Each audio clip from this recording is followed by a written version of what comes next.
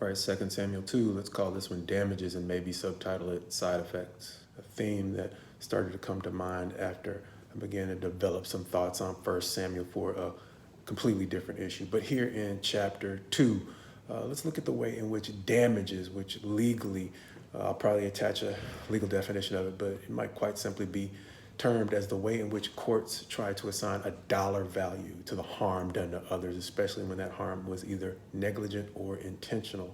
And the way that comes about in this chapter is David is going to ask God if he should go up into some of the territories of Judah, understanding he's from the tribe of Judah, and he is now looking to take simply what God has said would be his, and that's the throne of Israel. But he wants to start by simply going home, and God's going to say, go home. And he's going to ask God, where should he go? And he's going to say, up to the city of Hebron. And as God gives him the city of Hebron, word is going to get to Saul's general Abner, who is still alive at this time. And Abner is going to try to stop David from moving any further by making Ishbosheth, one of Saul's remaining sons, king over the rest of Israel. And that is going to lead into a conflict with Joab, who by now seems to be the commander of David's forces.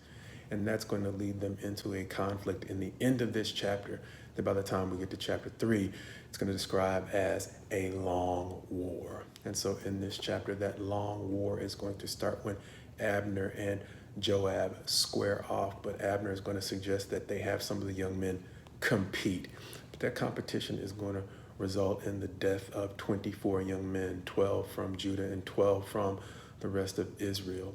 And their death is going to set off the damages that are the consequence of Abner trying to stand in the way of David becoming king.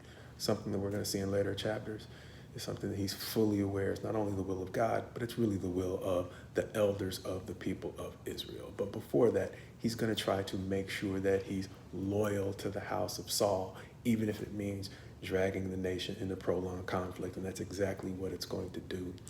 And so during the course of the battle that follows, these 12 young men from Israel and these 12 young men from Judah killing one another, striking one another down, it's going to say that there's a fierce battle in which Joab is going to overcome Abner's forces. And in the course of Israel and Abner fleeing, Asahel, Joab's youngest brother, who's described as being as fast as a gazelle, is going to begin to chase Abner down.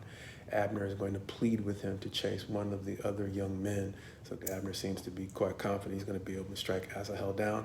And he's not just bluffing, because as Asahel catches up to him, he's going to strike him with the butt of his spear. It's going to say it's going to run through his belly and out his back. And in the place where Asahel falls, it's going to say that a great crowd is going to gather around him as they break off the pursuit, seemingly in mourning for Asahel. But Asahel's brothers, Joab and Abishai, are not going to break off the pursuit, and they are going to catch up to Abner.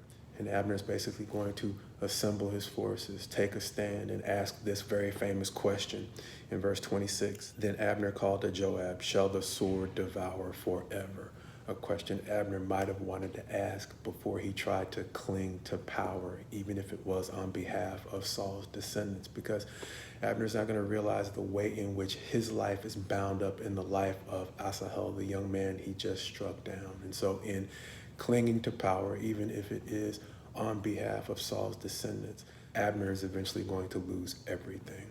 And so as Saul has already learned, his general Abner is now about to learn that the cost of clinging to power can be losing everything, which is why we often say God's best to us as we go forward in him, God willing, not having to learn the side effects of clinging to control in situations past the point in time when God is encouraging us to let go.